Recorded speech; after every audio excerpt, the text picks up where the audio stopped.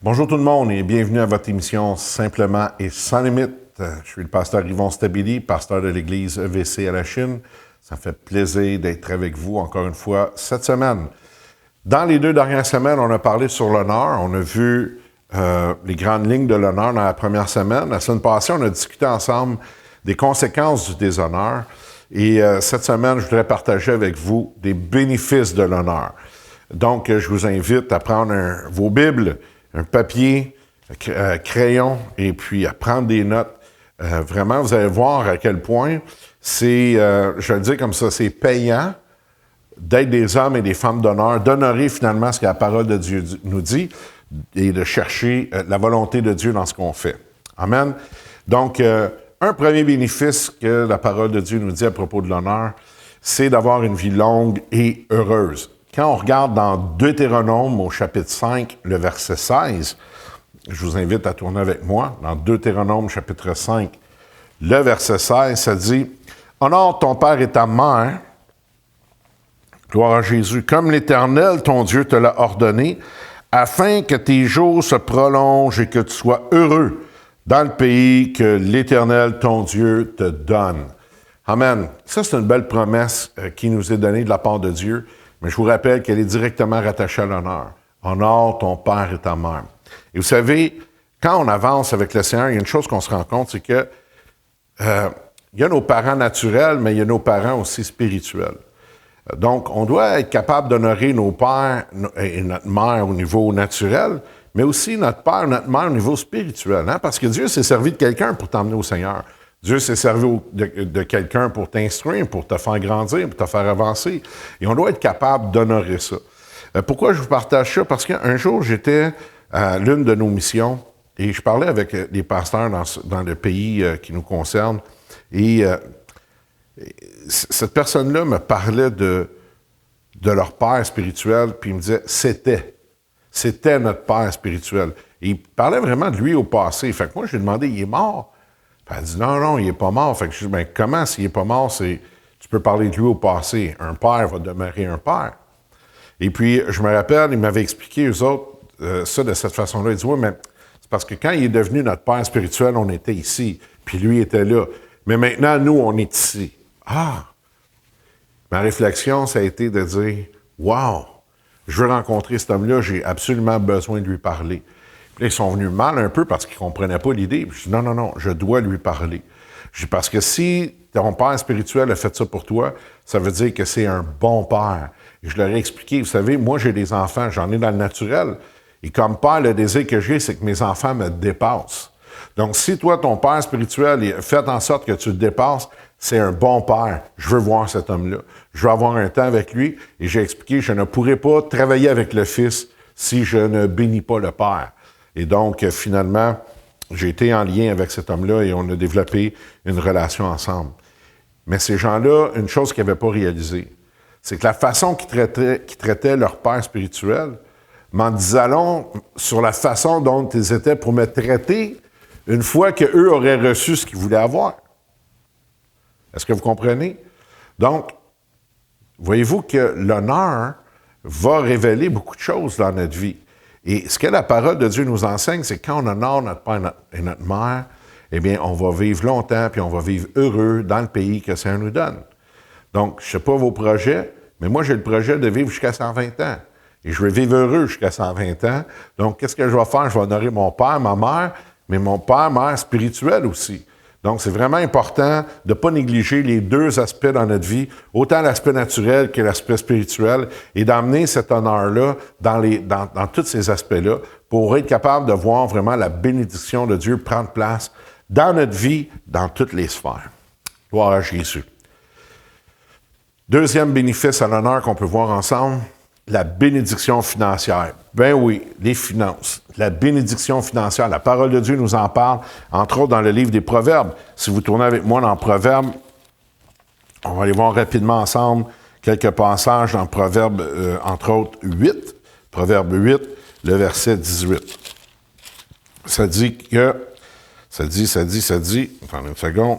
Avec moi sont la richesse et la gloire, les biens durables et la justice. Amen. C'est des belles promesses, ça. Ensuite, dans Proverbe 3, le verset 16, il dit, « Dans sa droite est une longue vie, dans sa gauche la richesse et la gloire. » Et toujours dans Proverbe 3, les versets 9 et 10, « Honore l'Éternel avec tes biens et avec les prémices de tout ton revenu. Alors tes greniers seront remplis d'abondance et tes cuves regorgeront de mou. » On voit ici, encore une fois, que au niveau de l'honneur, la récompense qui est attachée à ça nous parle de richesse, nous parle de bénédiction. Maintenant, la richesse, on ne doit pas la limiter simplement qu'à la richesse financière. Vous savez, quand on a la sagesse, quand on a la présence de Dieu, on a l'Esprit de Dieu en nous, ça, c'est une grande richesse, qu'il n'y a pas aucun montant d'argent ou montagne d'or qui peut acheter ça. Quand on prend le temps d'honorer Dieu, quand on prend le temps de bénir Dieu, quand on prend le temps, finalement, je vais le dire comme ça, de bénir les frères, les sœurs qui sont autour de nous, de bénir les hommes ou les femmes de Dieu que Dieu utilise pour nous bénir dans notre vie, il y a une récompense qui est rattachée à ça. Rappelez-vous, Jésus enseigne, puis il dit, celui qui va recevoir un prophète en qualité de prophète va recevoir la récompense du prophète. C'est biblique. Dans Genèse, Dieu parle à Abraham, et une des choses qu'il dit à Abraham, c'est « Je bénirai ceux qui te béniront ». Voyez-vous? Donc, en d'autres mots, il dit « Je vais honorer ceux qui t'honorent ».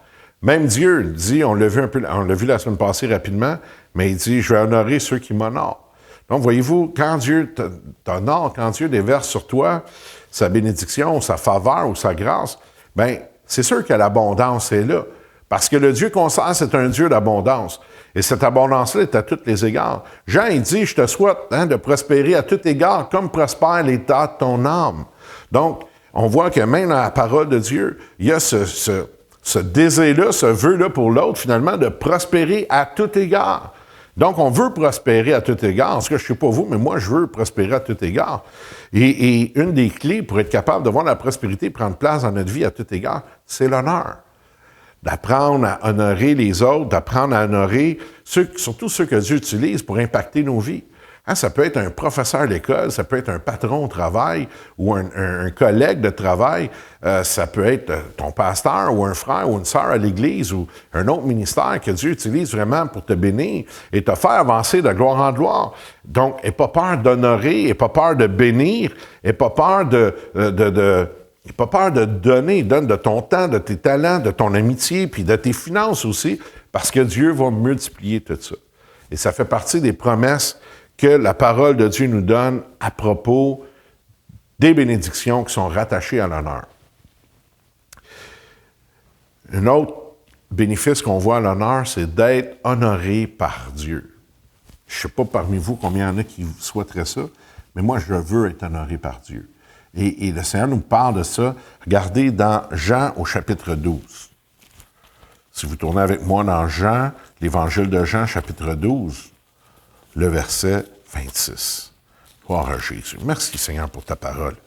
Seigneur, fais de nous des hommes et des femmes d'honneur qui s'appuient sur ta parole en tout temps.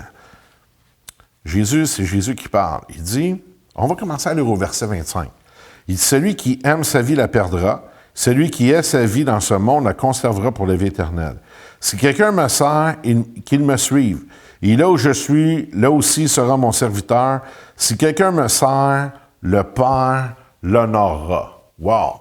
Voyez-vous, la seule façon qu'on a réellement d'honorer le Seigneur, c'est de mettre en application sa parole. Donc, de le servir. Et Jésus nous explique que si quelqu'un le sert, le Père va l'honorer. Est-ce que vous pouvez juste imaginer ça, être honoré par Dieu? Là, on ne parle pas d'être honoré par les hommes, on ne parle pas d'être honoré par une autorité quelconque ou le gouvernement, mais honoré par Dieu.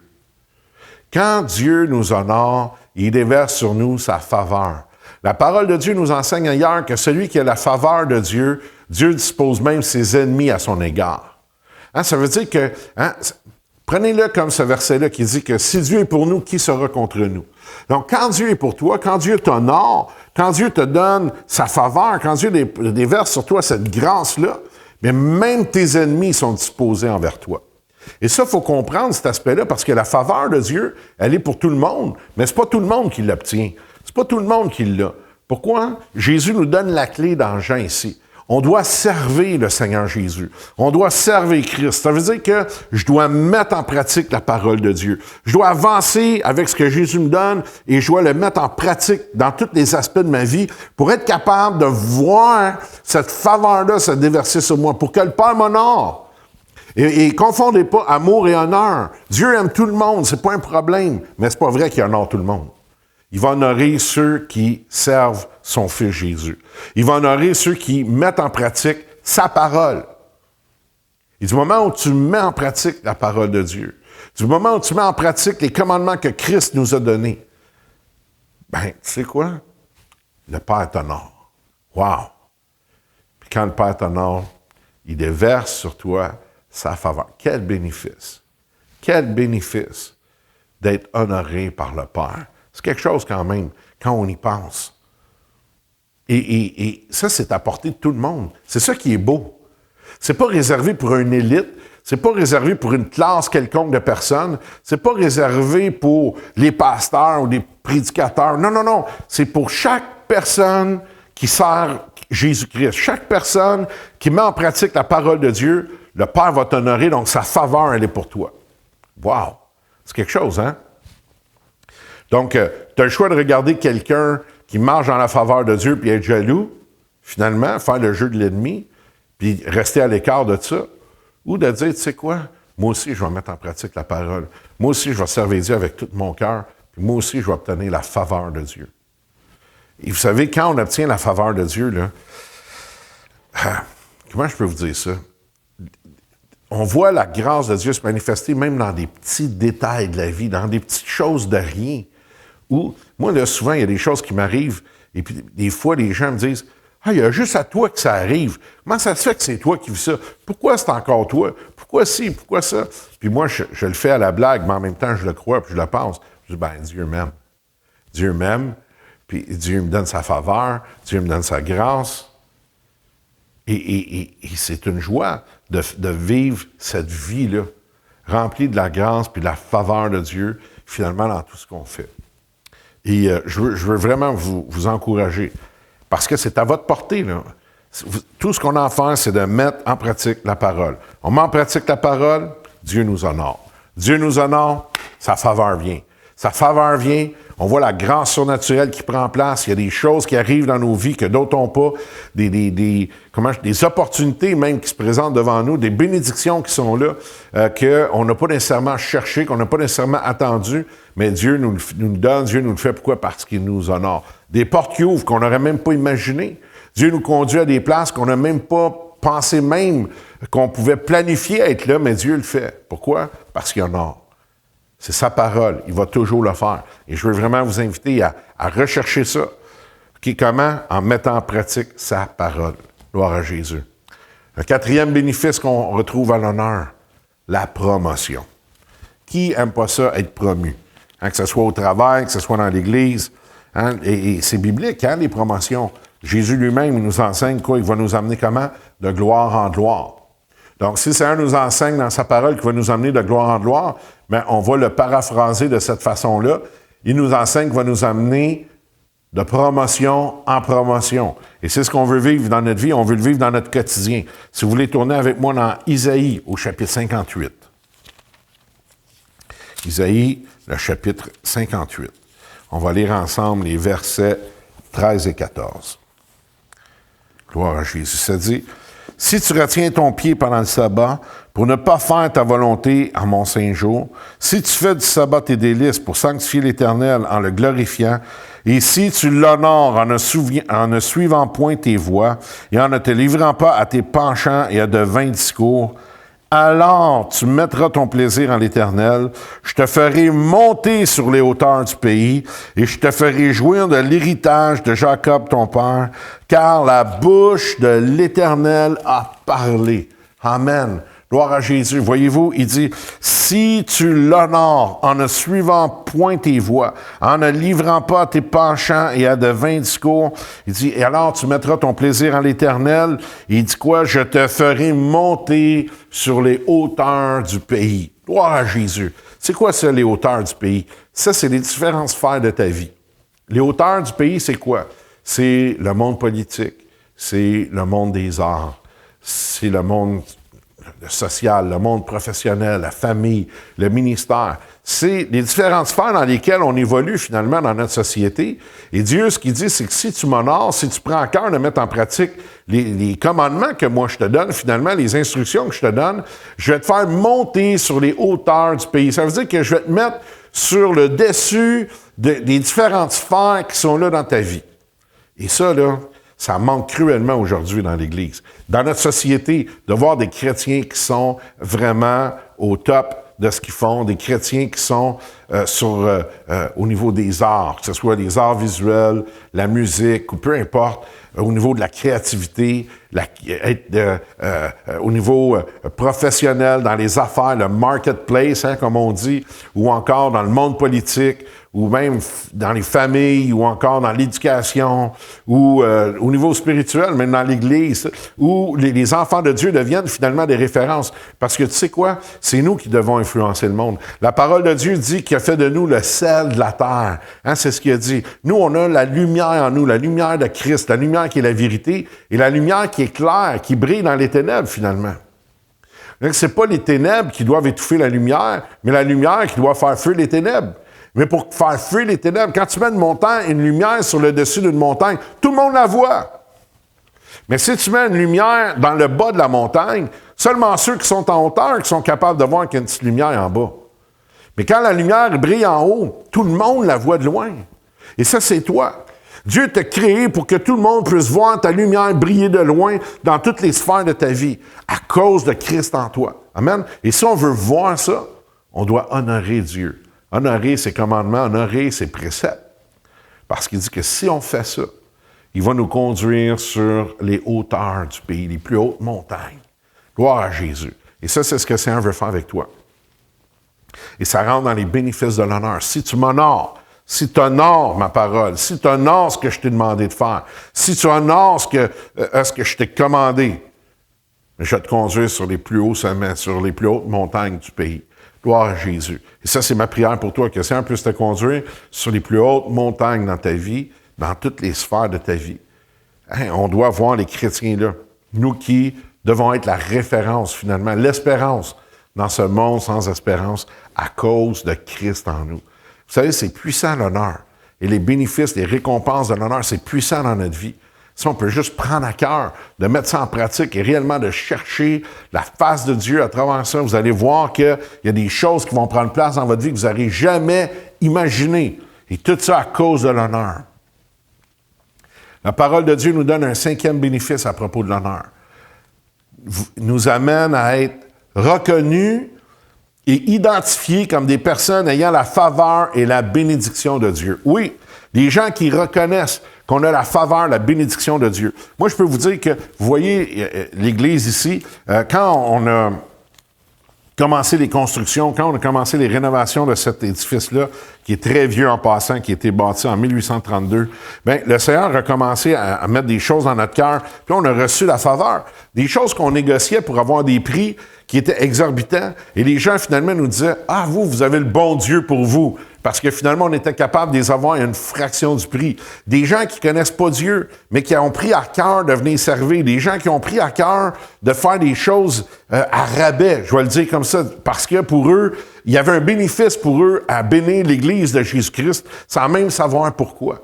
Mais ça fait partie de la faveur qu'on reçoit quand on honore le Seigneur. Et regardez dans Malachie, chapitre 3, le verset 12. Ça dit... Toutes les nations vous diront heureux, car vous serez un pays de délices, dit l'Éternel des armées. Tu sais quoi? Jésus, lorsqu'il a prié pour toi, puis qu'il a prié pour moi dans Jean 17, une des choses qu'il dit au Père en priant, c'est qu'il faut que le monde voie que tu les aimes. Les gens de dehors doivent voir que Dieu t'aime. Les gens qui ne connaissent pas le Seigneur, les gens qui ne sont pas à l'Église, qui ne servent pas Dieu, doivent voir que Dieu t'aime. Il doit y avoir une différence entre toi et les autres.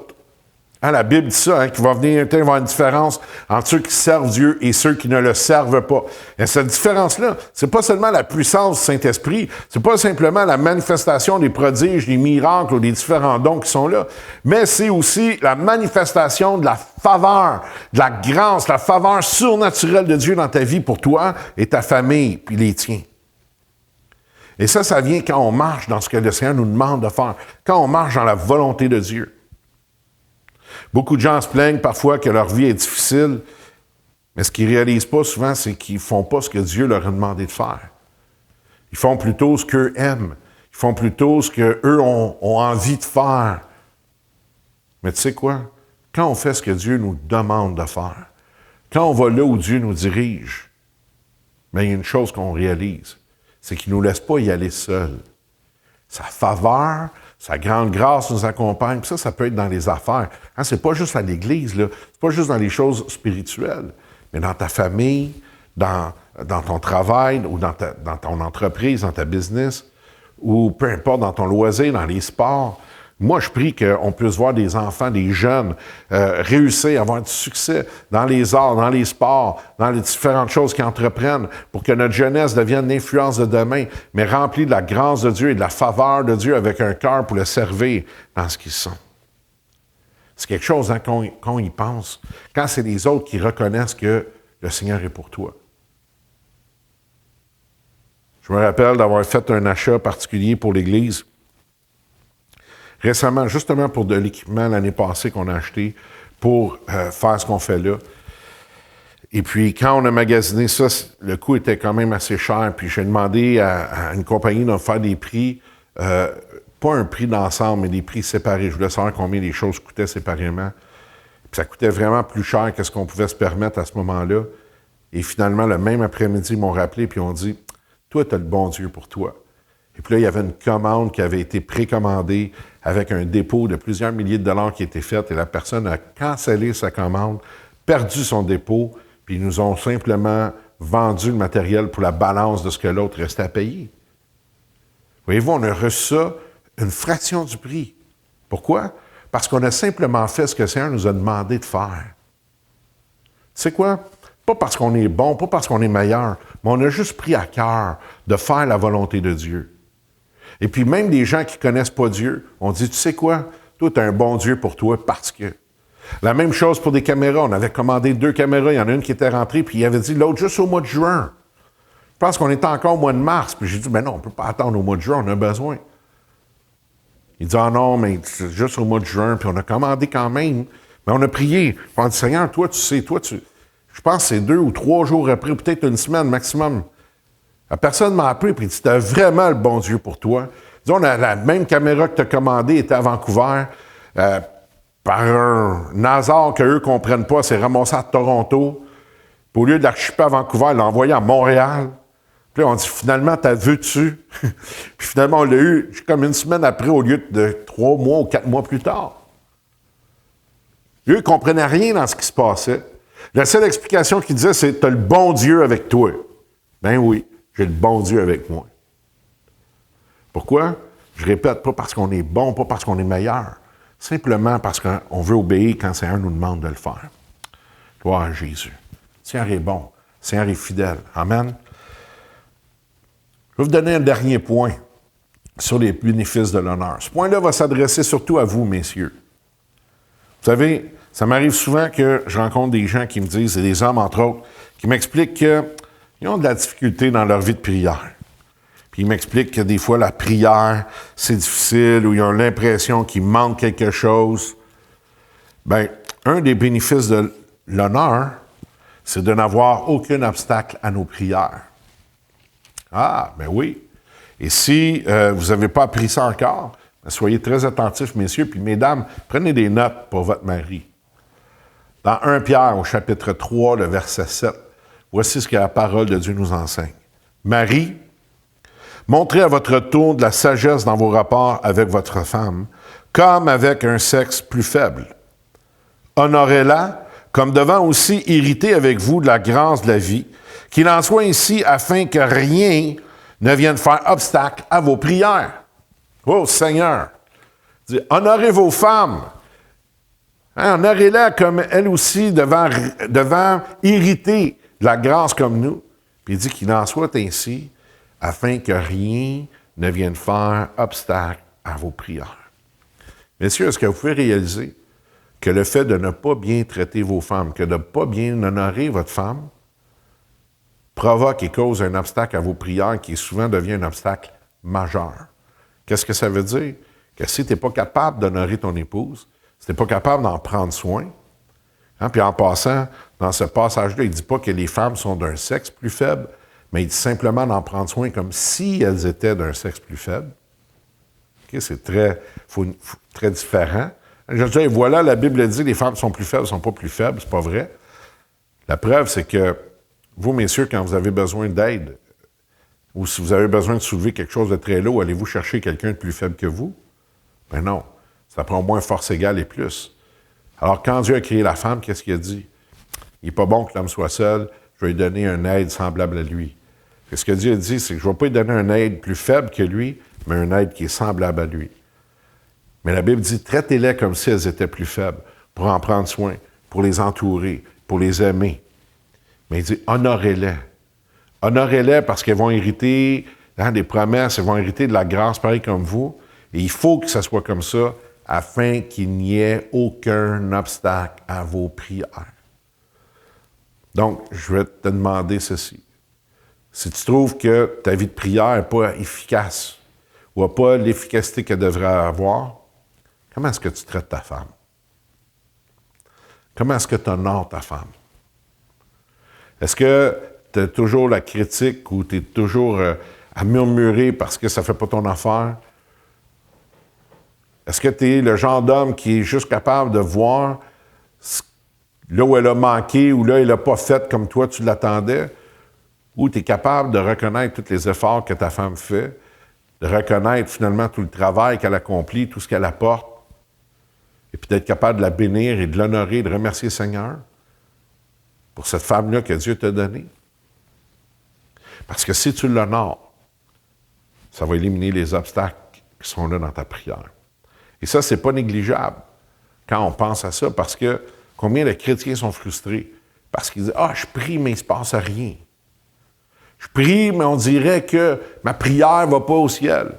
Je prie, mais parfois j'ai l'impression que Dieu ne m'entend pas. » Comment est-ce que tu as traité ta femme? C'est quand la dernière fois que tu as sorti ta femme? C'est quand la dernière fois que tu l'as emmenée là, à faire une belle sortie avec un bon repas au restaurant où elle n'a pas à se casser la tête et dire « Chérie, tu sais quoi? Repose-toi. » Vous savez, un jour, on était dans un commerce, une épicerie, mon épouse et moi. Et on faisait la file pour aller payer. Et elle a décidé qu'elle voulait d'autres choses. Donc, elle a quitté, elle est allée dans les congélateurs, c'était une boucherie.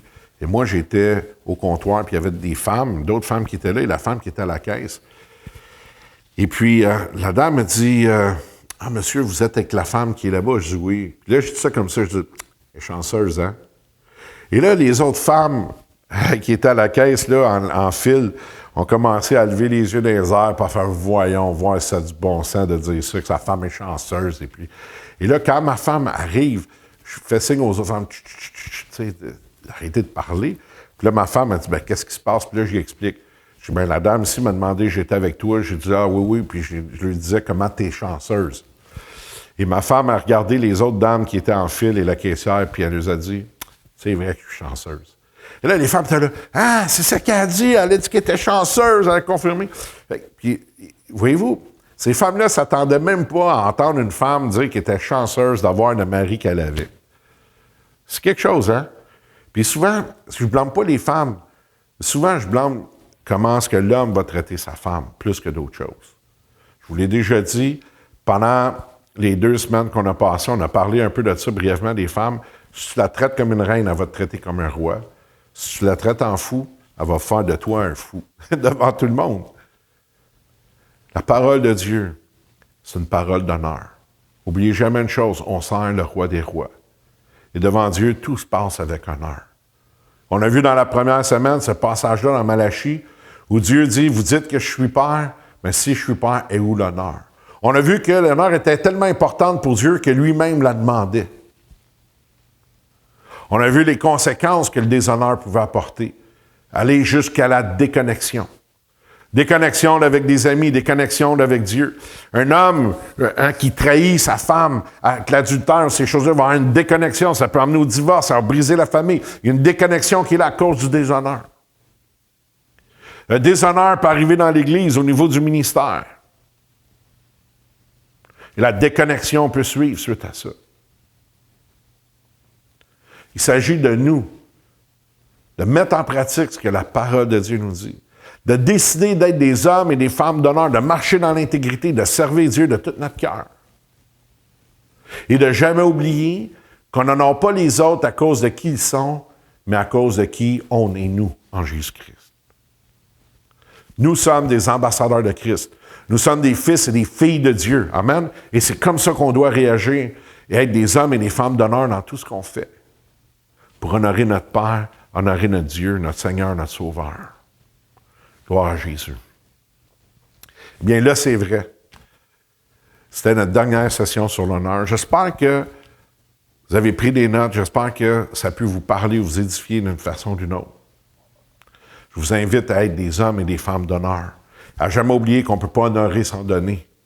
Donc, bénissez, donnez. Donnez votre temps, donnez votre amitié, donnez de vos finances, donnez de vos talents, donnez de vous à ceux qui vous entourent. Honorez-les avec votre amitié, avec votre temps. Amen. En attendant, je vous dis à la semaine prochaine, que la paix et la grâce de notre Seigneur Jésus-Christ vous accompagne. Puis n'oubliez pas que le Seigneur Jésus vous aime, puis moi aussi. Bye tout le monde.